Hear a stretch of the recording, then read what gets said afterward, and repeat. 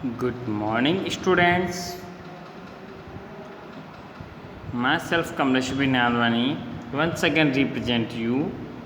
And now today we will study about our civic sections lesson 10, the organs of the government. And in this lesson we will study about the introduction of governments and the principle of division of labors and how can it work, and the various parts of our government as a legislature, executive and judiciary, how can these organs are formed and what are their functions and what are their limitations, and how can these all three organs interconnected with each other. So please pay attention and keep your mind in your textbook. Okay students, so now we start our lesson 10 organs of government.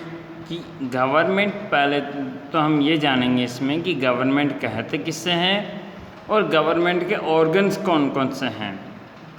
There are 3 organs of the government. हमने जो हमारा chapter 9 है उसके अंदर हमने अच्छी तरह से पढ़ चुके हैं कि कॉन्स्टिट्यूशंस को फॉलो करवाने का काम एज हमारी जो गवर्नमेंट होती है, जिसके अंदर की लेजिस्लेचर, एग्जीक्यूटिव एंड जुडिशरी, ये तीनों ही आते हैं. तो इस तरह से गवर्नमेंट के 3 ऑर्गन्स होते हैं, the legislature, the executive and the judiciary.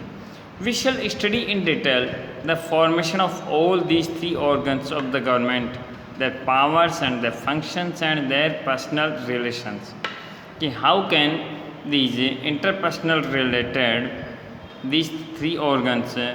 So one of the main objective of the nation is to maintain law and order and thereby achieve the welfare of the nations, and at the same time to nurture and to protect the freedom and fundamental rights of the citizens. So हमारे nation का सबसे पहला objective क्या है, सबसे पहला लक्ष्य क्या है कि हमारे देश के अंदर लॉ एंड ऑर्डर को मेंटेन रखते हुए लोगों की भलाई के काम करना, देश की भलाई के लिए काम करना, और उसी के साथ में ही जो हमारे फंडामेंटल राइट्स हैं या जो हमारे को फ्रीडम दी गई है कॉन्स्टिट्यूशंस के द्वारा, उसे प्रोटेक्ट करना.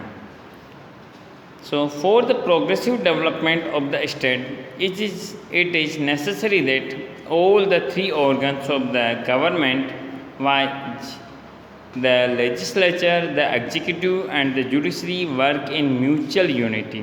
Mutual, what is mutual? Mutual मतलब आपसी.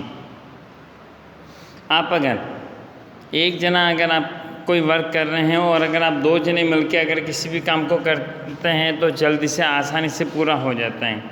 So for the progressive development, progressive means कि कंटिन्यूसली. आप टेंसेस पढ़ते हैं, present progressive, past progressive means कि कंटिन्यूस.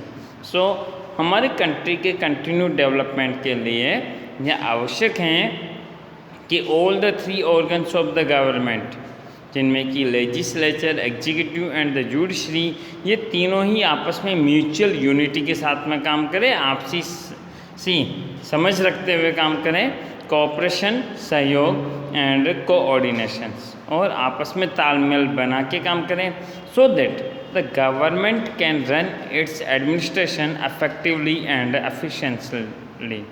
ताकि सरकार जो अगर तीनों ही सरकार के तीनों ऑर्गन्स हैं अपना काम अगर अच्छे तरीके से करेंगे तो हमारी सरकार सुचारू रूप से चलेगी.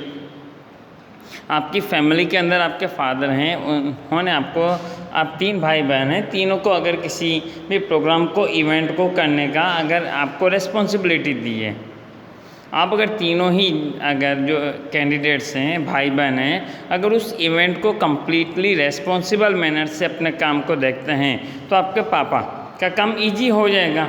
और तो इसी तरह से जब भी अगर ये सरकार के तीनों होंगे एक साथ मिलकर के आपस में काम करते हैं तो सरकार चलाना काफ़ी इजी हो जाता है. and the legislature frames the laws, the executive implement the frames law, and the judiciary maintain law and order by punishing the peoples who violates the law. अच्छा, अब हम पहले तो तीनों का काम देख लेते हैं कि तीनों का काम क्या क्या है। यहाँ पे जो लेजिस्लेचर हैं, जिससे कि विधायिका कहा जाता है, या यह कानून बनाने की एक संस्था है जो कि कानून बनाने का काम करती है। हमारे देश में जितने भी कानून बनाए जाते हैं, अगर ये जीएसटी से देख लो, या फिर आर्टिकल 370 देख लो, और भी कि हमारे जितने भी कानून हैं, जितने अधिकार हैं, वो सभी हमारे को मिलने चाहिए। कोई सरकार हमें नहीं रोक सकती है। ये सारे कानून जो बनाए गए हैं, अगर कोई चोरी करता है तो उसके ऊपर 500 रुपये का दंड है या 5000 का दंड है। ये सारे जो कानून बनाए जाते हैं, ये सारे कानून लेजिस्लेचर के द्वारा बनाए जाते हैं। ओके, आपको सड़क के दाईं तरफ चलना है, आपको मास्क पहन के चलना है अभी कोरोना लॉकडाउन्स में। These all are the rules of our nations. So who can build and so who build these rules? The legislature build these rules. Okay, now we take the executive. What is the work of executives? All the rules or laws made by a legislature is implemented by our executive. जितने भी कानून बनाए जाते हैं legislature के द्वारा, वो सारे कानून एग्जीक्यूटिव के द्वारा इम्प्लीमेंट किए जाते हैं। एग्जीक्यूटिव मीन्स पुलिस प्रशासन, collectors, deputy collectors.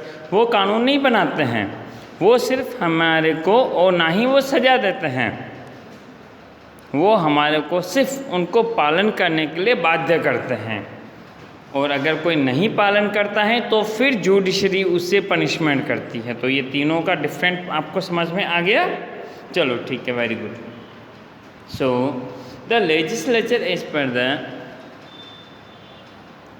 Constitution of India consists of a parliament at the center and legislature assembly at the state level. Okay. Now अब हम फर्स्ट हमारी लेजिस्लेचर की बात कर रहे हैं। तो लेजिस्लेचर हमने पिछले चैप्टर में पढ़ा था लेसन 9 के अंदर कि हमारे यहाँ पे फेडरल सिस्टम पाया जाता है। कॉन्स्टिट्यूशन में कहीं भी फेडरल नहीं है, लेकिन हमारे को सेंट्रल गवर्नमेंट और स्टेट गवर्नमेंट दोनों के पावर्स अलग अलग हैं, यानी दोनों की सरकारें भी अलग अलग हैं।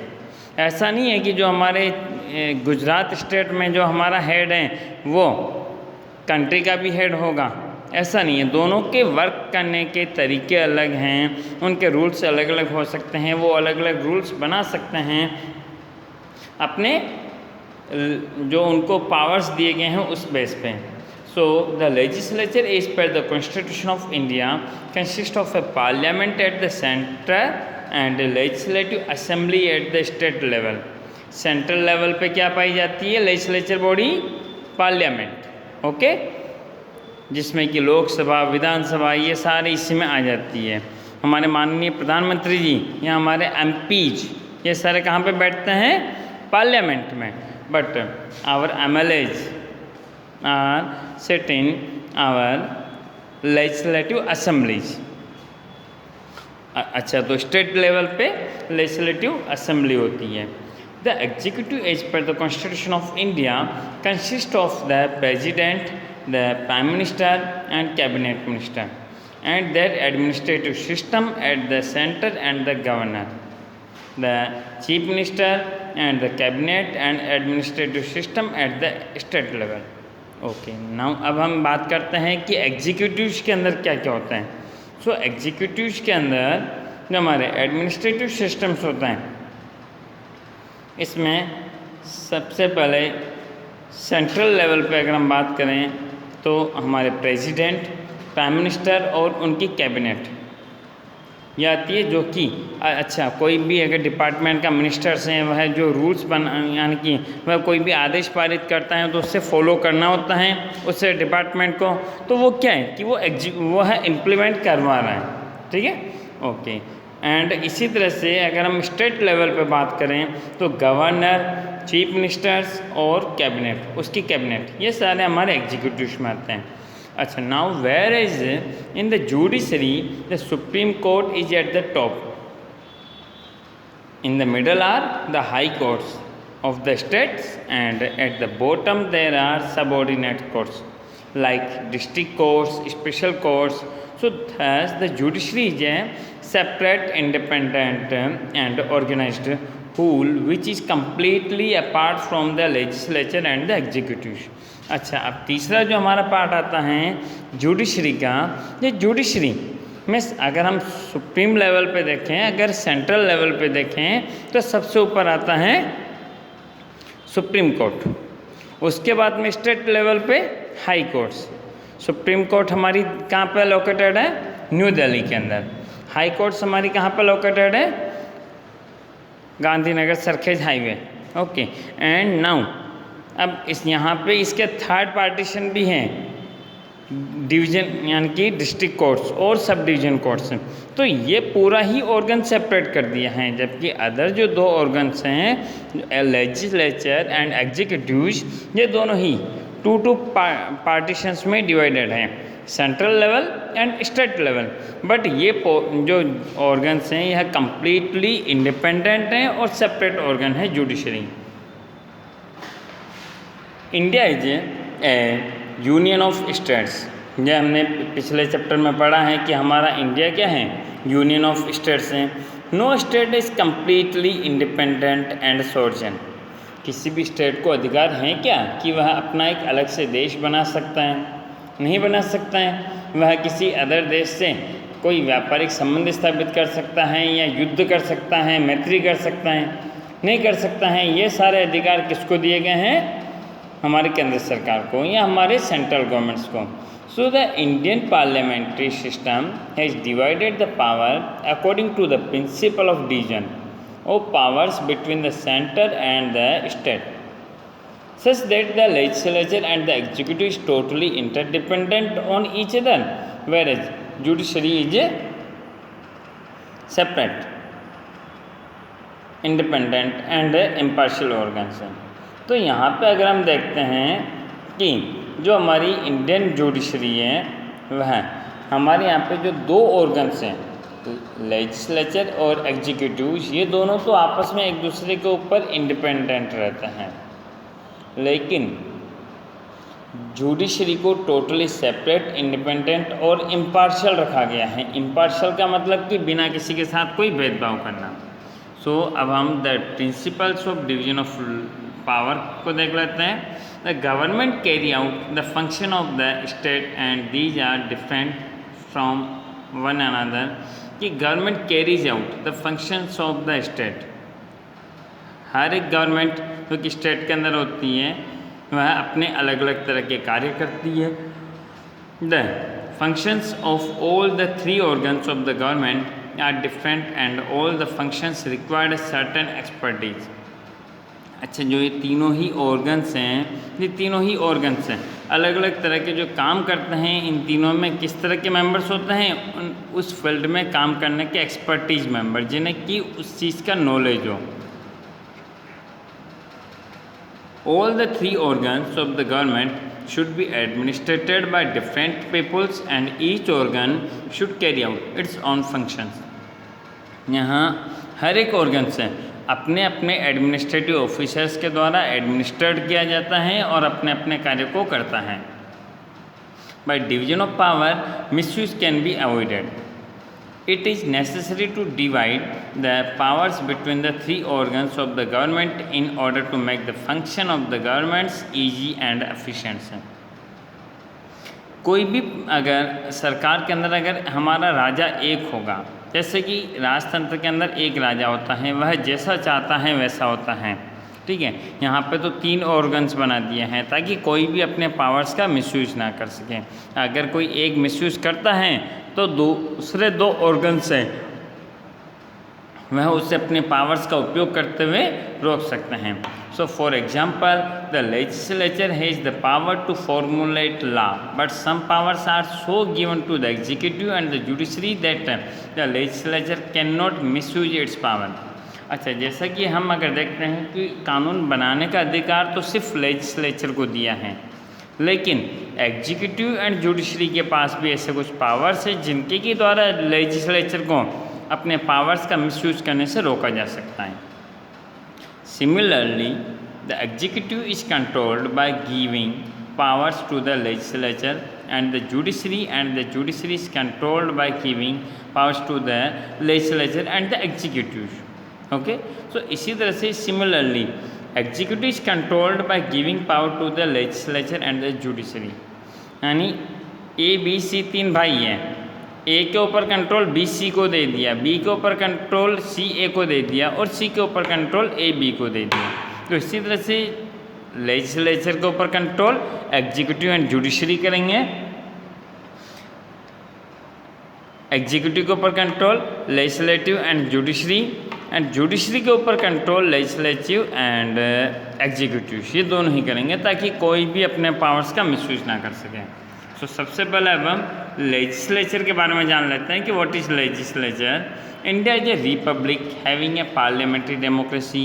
हमारी इंडिया के अंदर पार्लियामेंट्री डेमोक्रेसी पाई जाती है। The representations of the people at the centre is seen in the parliament end of the state is seen in the legislative assembly. अभी हमने बात की थी कि हमारे जो एमपीज जो इलेक्शंस में पार्टिसिपेट करते हैं, हमारे जो सांसद महोदय एमपीज है, ये कहाँ पे जाकर के बैठते हैं? पार्लियामेंट में, क्योंकि ये कंट्री को रिप्रेजेंट करते हैं, कंट्री लेवल पे जाकर के रिप्रेजेंट करते हैं। इसी तरह से स्टेट लेवल पे हमारी एरिया को रिप्रेजेंट करने वाले जो मेंबर्स होते हैं, रिप्रेजेंटेटिव्स होते हैं, वो लेजिस्लेटिव असेंबलीज के अंदर जाकर के बैठते हैं। आपके स्कूल से हर ईयर से एवरी ईयर्स टूर्नामेंट होते हैं, बास्केटबॉल और बैडमिंटन से अदर स्पोर्ट्स के अंदर टूर्नामेंट्स होते हैं।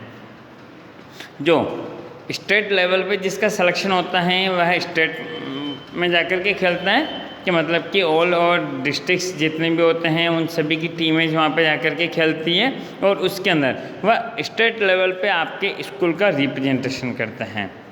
नेशनल लेवल पे जब अगर आपकी टीम का, अगर आपके किसी स्टूडेंट्स का सिलेक्शन होता है तो ऑल ओवर स्टेट्स की जो टीमें होती हैं उनके साथ में जाकर के खेलते हैं। सो इस तरह से दोनों में डिफरेंट होता है।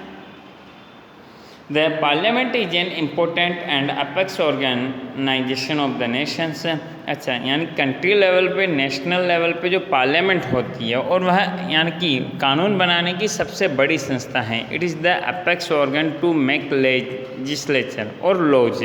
So it is the apex organ and the Indian Parliament consists of the President, the Vice President, राज्य सभा एंड लोकसभा। अच्छा, हमने यहाँ पे जो बात की है पार्लियामेंट की, यहाँ पे पार्लियामेंट के अंदर भी कई तरह के अंग होते हैं। अब पार्लियामेंट को हम सिर्फ ओनली पार्लियामेंट नहीं कह सकते कि उसमें लोकसभा और राज्यसभा हो तो वह पार्लियामेंट बन गई। उसमें हमारे president, vice president, Rajya Sabha and Lok Sabha, ये चारों ही मिलकर के पार्लियामेंट बनाते हैं। सो अगर कभी एग्ज़ाम में पूछ लिया जाता है कि पार्लियामेंट के अंगों के नाम बताओ, what are the different organs of the parliament, तो आप इन चारों के नाम लिखोगे, ठीक है। और अगर what are the organs of the government तो आप legislature, executive and the judiciary बताओगे। ओके, सो अब हमारी जो लेजिस्लेचर होती है वो भी टू टाइप्स की होती है, यूनिकैमरल एंड बाइकैमरल। अच्छा, अब इन दोनों में क्या डिफरेंट होता है? जैसे हमारा गुजरात स्टेट है, गुजरात स्टेट के अंदर ओनली यूनिकैमरल लेजिस्लेचर है। क्यों?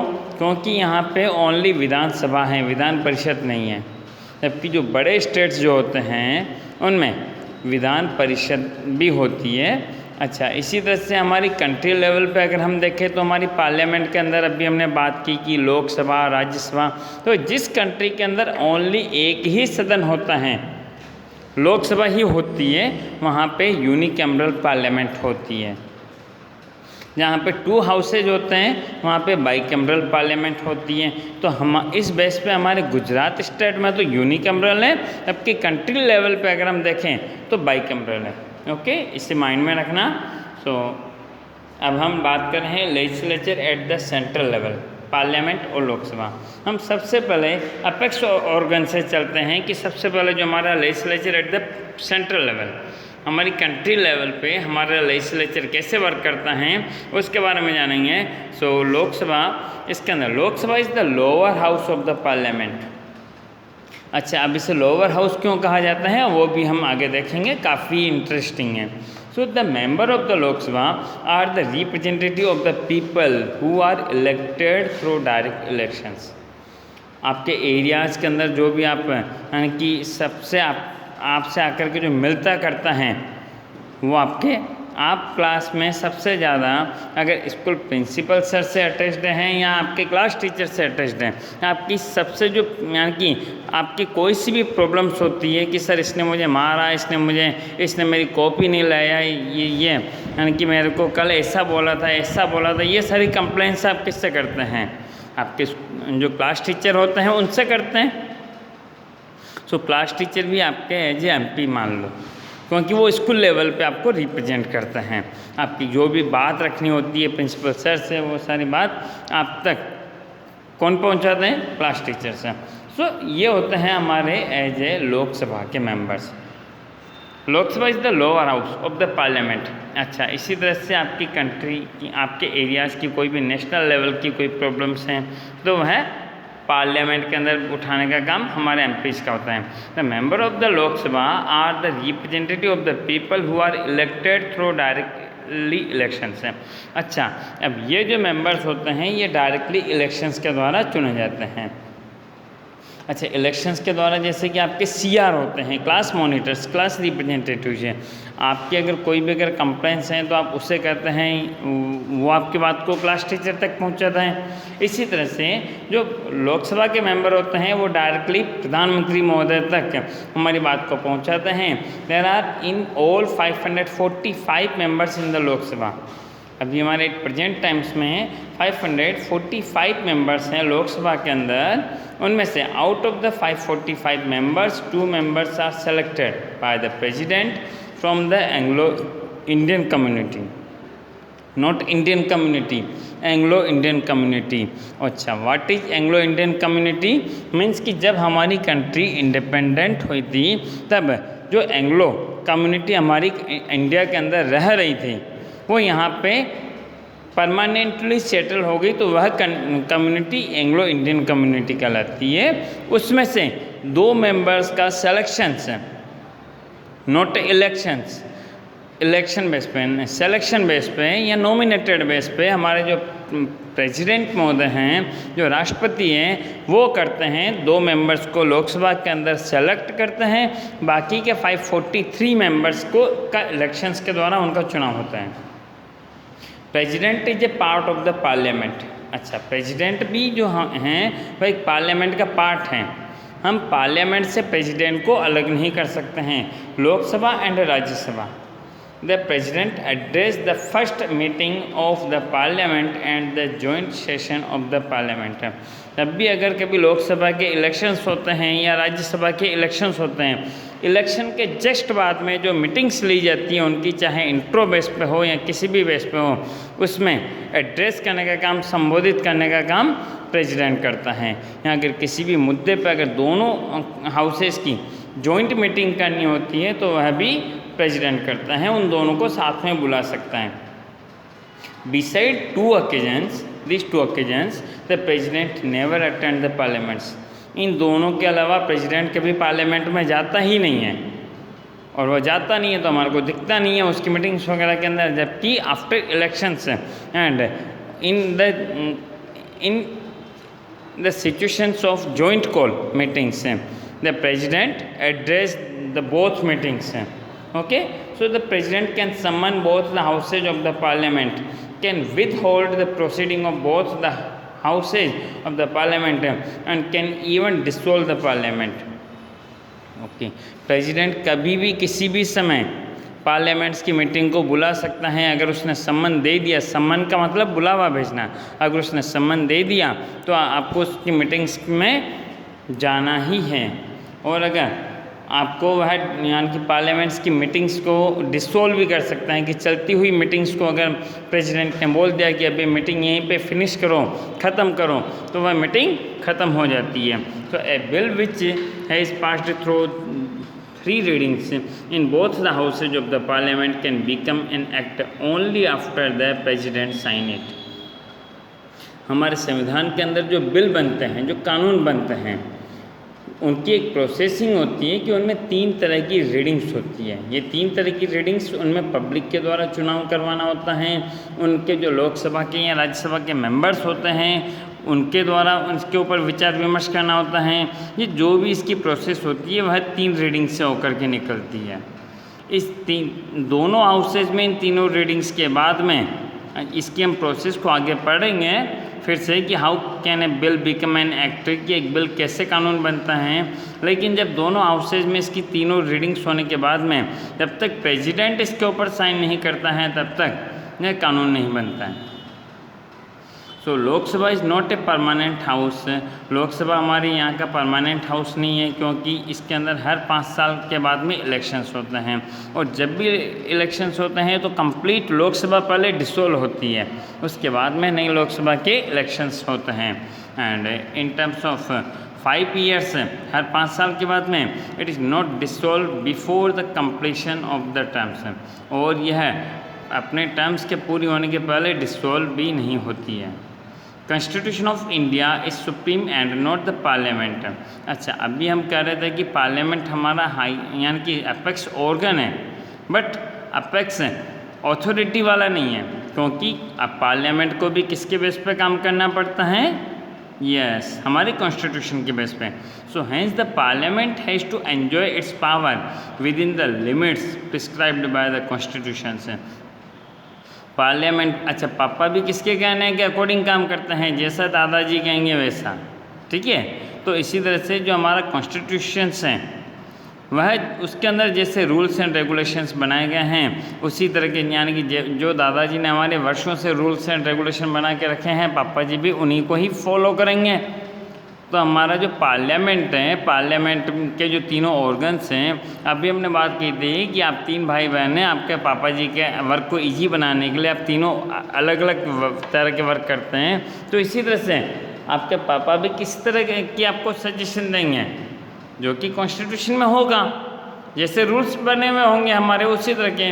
So only after the if the laws framed by the parliament violate the constitution they can be challenged in the courts। अगर पार्लियामेंट के द्वारा ऐसा कोई कानून बनाया गया है जो कि हमारे रूल्स एंड रेगुलेशन के अकॉर्डिंग नहीं है, कॉन्स्टिट्यूशन के अकॉर्डिंग नहीं है, तो इससे कोर्ट में चैलेंज किया जा सकता है। If the court find the framed laws against the provision of the constitution the court can nullify the laws. Nullify का मतलब रद्द कर देना, उसको अमान्य घोषित कर देना। अगर कोर्ट को ऐसा लगता है कि जो कानून बनाया गया है वह संविधान के नियमों के अनुरूप नहीं है तो कोर्ट उसे न्यूलीफाई डिक्लेयर कर सकता है। Okay, now qualification for membership of Lok Sabha, कि लोकसभा का मेंबर बनने के लिए क्या क्या क्वालिफिकेशन होनी चाहिए। So to be qualified as a candidate and to be elected as a member of Lok Sabha he she must be a citizen of India. एक लोकसभा का मेंबर होने के लिए और एक क्वालिफाइड मेंबर होने के लिए उसका कि उसके अंदर कौन कौन सी क्वालिफिकेशन होनी चाहिए कि वह एक लोकसभा का मेंबर बने, तो he she must be a citizen of India, कि वह इंडिया का सिटीजन होना चाहिए। Should be 25 years of age और मोर, उसकी उम्र कम से कम 25 साल या उससे ज़्यादा होनी चाहिए। He she should not be having unsound mind और इंसॉल्वेंट। अनसाउंड माइंड का मतलब कि दिमागी रूप से स्थिर होना, पागल नहीं होना चाहिए, ठीक है। He she should not be an employ of the central और द स्टेट गवर्नमेंट है, वह सेंट्रल और स्टेट गवर्नमेंट के अंदर किसी भी पद पे एम्प्लॉय नहीं होना चाहिए। He must not be A proven criminals, यानी कि वह अपराधी घोषित नहीं होना चाहिए। किसी को किसी बात पे अरेस्ट किया जा सकता है, लेकिन अगर कोर्ट उससे अगर क्रिमिनल डिक्लेयर कर देती है और अगर वह प्रूव हो जाता है कि हाँ इसने क्राइम किया है, तो वह लोकसभा का मेंबर नहीं बन सकता है। There should be a period of 6 months between 2 sittings of the parliament. Parliament की जो 2 मीटिंग्स जब भी होती है उनके बीच में उससे में कम से कम 6 महीने का अंतर होता है। A president can dissolve the Lok Sabha on the counsel of the prime minister. President prime minister की कंसल्टेशंस पे, प्राइम मिनिस्टर की सलाह पर लोकसभा को डिसॉल्व कर सकता है। Okay, a member of any of the house of the parliament can attend the proceedings of the house and can vote in the same house, but a member of the cabinet ministry can attend the proceeding of both the houses of the parliament even if she is not a member of the parliament। अच्छा, जो हमारी cabinet ministry अलग होती है, जो कि हमारे prime ministers के द्वारा या हमारे चीफ मिनिस्टर्स के द्वारा बनाई जाती है। इनकी बात करते हैं कि जो लोकसभा के मेंबर होते हैं या जो राज्यसभा के मेंबर होते हैं, जब प्रेसिडेंट या गवर्नर इनकी जॉइंट सेशन बुलाता है तब ये आपस में साथ साथ बैठते हैं। बाकी इन दोनों के अलावा ये सिर्फ अपने अपने हाउस की मीटिंग में ही बैठ सकते हैं। ऐसा नहीं है कि आप क्लास 10th B में हैं और कोई क्लास 10th A का स्टूडेंट्स हैं कि टीचर तो वही पढ़ा रहे हैं, हम वहाँ पे जाकर के बैठ जाते हैं। वहाँ ऐसा नहीं होता है। वहाँ पे अगर लोकसभा की मीटिंग चल रही है तो लोकसभा के मेंबर ही जाएंगे, राज्यसभा की मीटिंग चल रही है तो राज्यसभा के मेंबर ही जाएंगे। लेकिन अगर कैबिनेट मिनिस्ट्री के मेंबर हैं तो वह किसी भी मिनिस्ट्री की बैठक में जा सकते हैं या किसी भी सदन की बैठक में जा सकते हैं। उन्हें कोई वहाँ से उठा करके बाहर नहीं करेगा।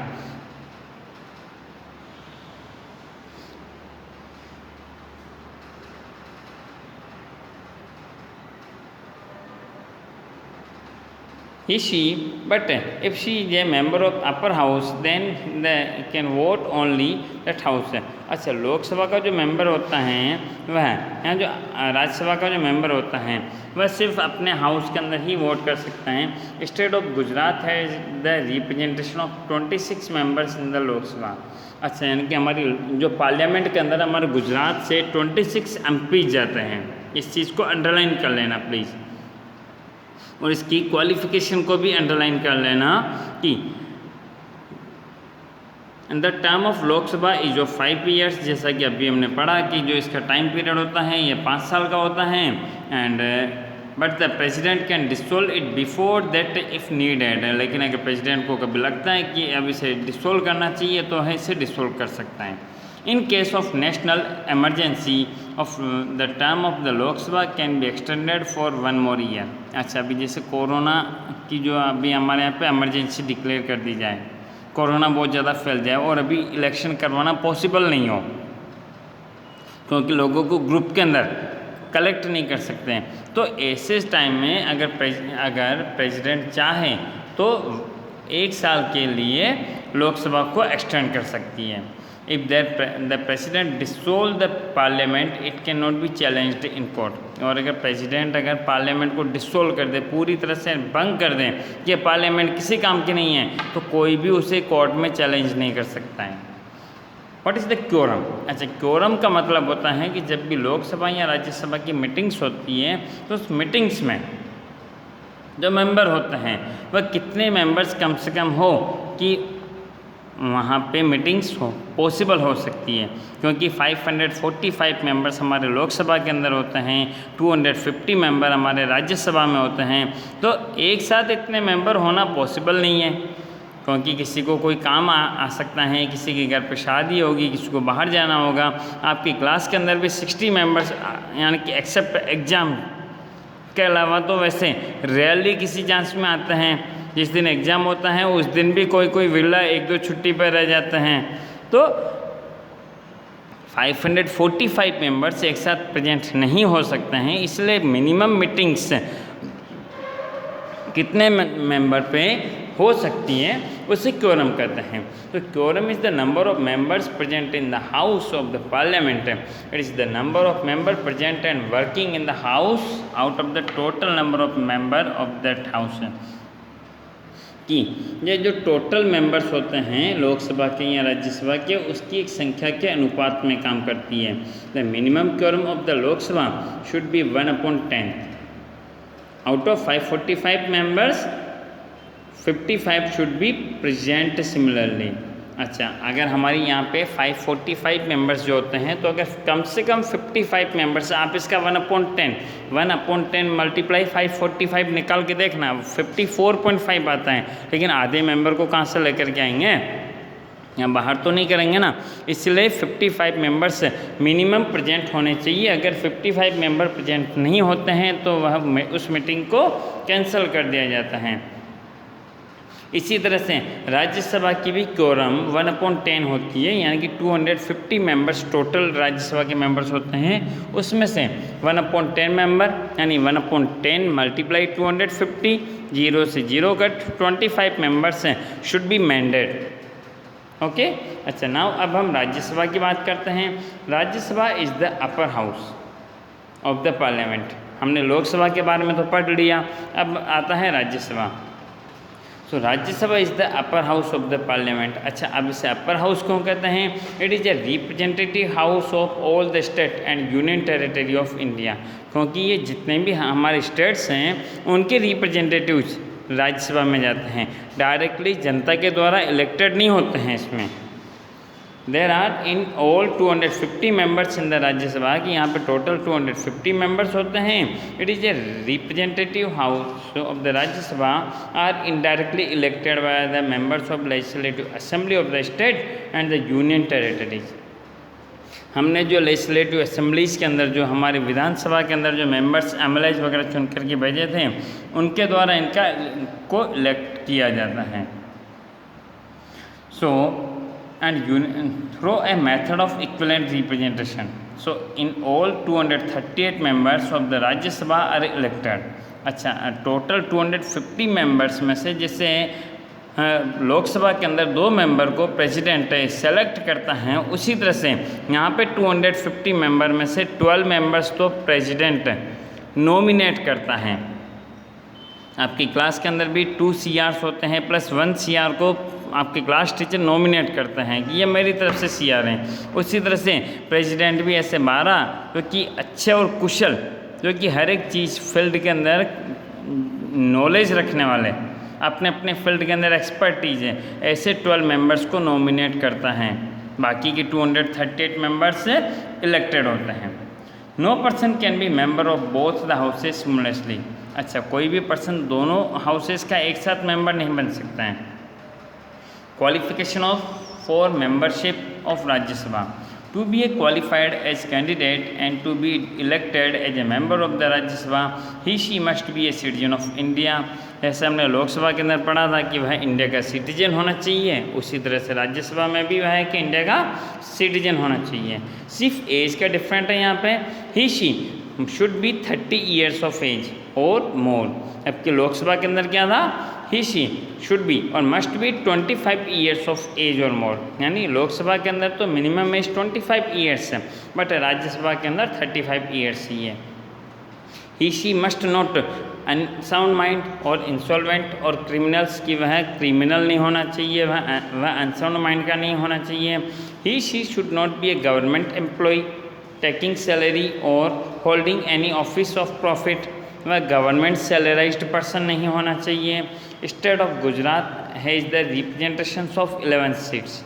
जैसे लोकसभा के अंदर हमारे यहाँ से 26 मेंबर्स इलेक्टेड होते हैं, उसी तरह से राज्यसभा के अंदर हमारे गुजरात में से 11 मेंबर्स इलेक्टेड होते हैं। And Rajya Sabha is the permanent house. अच्छा, लोकसभा के अंदर हर 5 साल के बाद में इलेक्शंस होते हैं, बट राज्यसभा के अंदर कभी, वैसे हर 2 साल के बाद में इलेक्शंस तो होते हैं, लेकिन वह परमानेंट हाउस होता है, क्योंकि कंप्लीट हाउस कभी भी डिसोल्व नहीं होता है। सपोज आपकी क्लास के अंदर 60 स्टूडेंट्स हैं, यानी 20 के आप इसे 3 बैचेज में डिवाइड कर लीजिए। एक बार 20 स्टूडेंट्स को 1920, अभी ईयर चल रहा है 2021 के अंदर अभी कुछ 20 स्टूडेंट्स से इलेक्ट होकर के आए, 20 मेंबर्स से। फिर वापस से रिमेनिंग 40 बचे, 40 में से 20 वापस से 2023 में आएंगे। फिर यानी कि रिटायर होकर के नए मेंबर 2023 में आएंगे।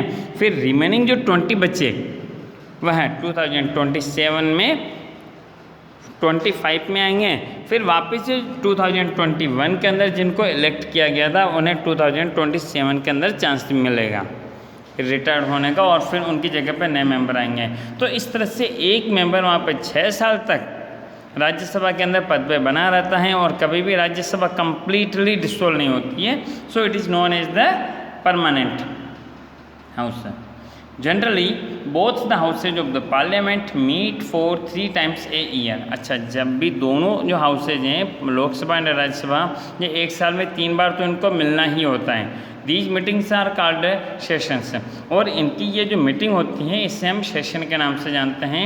These are the budget session, जो कि अप्रॉक्सीमेटली फरवरी में होता है, monsoon season and the winter seasons है।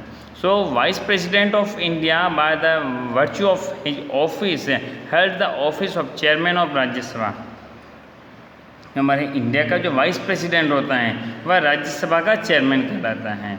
And where is the vice chairman of the Rajya Sabha is elected by the members of the Rajya Sabha. जबकि जो वाइस चेयरमैन होता है उसे राज्यसभा के द्वारा चुना जाता है, के मेंबर्स के द्वारा चुना जाता है। From among themselves only the first chairman of the Rajya Sabha was doctor Sarvepalli Radhakrishnan. अच्छा, डॉक्टर सर्वपल्ली राधाकृष्णन हमारे इंडिया के फर्स्ट वाइस प्रेसिडेंट थे। अच्छा, ये हमने यहाँ तक लेसन पढ़ा है बच्चों, ठीक है। अब हम आगे का जो है द स्पीकर ऑफ लोकसभा, यहाँ से हम बाद में करेंगे। Thank you so much for paying attention. इसी तरह से आप ध्यान देते रहिए। मैंने आपको वर्कशीट्स प्रोवाइड की है, आंसर शीट्स है। लेसन नंबर 1 की आपको पहले भेज दी थी, अभी 2 और 9 की मैंने आपको सेंड की है, 2 और 8 की 2 दिन के बाद में आप इसे अपनी नोटबुक में लिखते रहिए, ताकि आपको जल्दी से जल्दी जब बिफोर एग्जामिनेशंस आपकी नोटबुक चेक करने के लिए आपको बुलाया जाएगा 1 by 1, या आपको रैंडमली, जो जैसे कि पहले भी इन्फॉर्म किया जा चुका है, तो उसके अकॉर्डिंग अपनी नोट के अंदर ये सारा वर्क कंप्लीट रखिएगा, ठीक है। Thank you so much.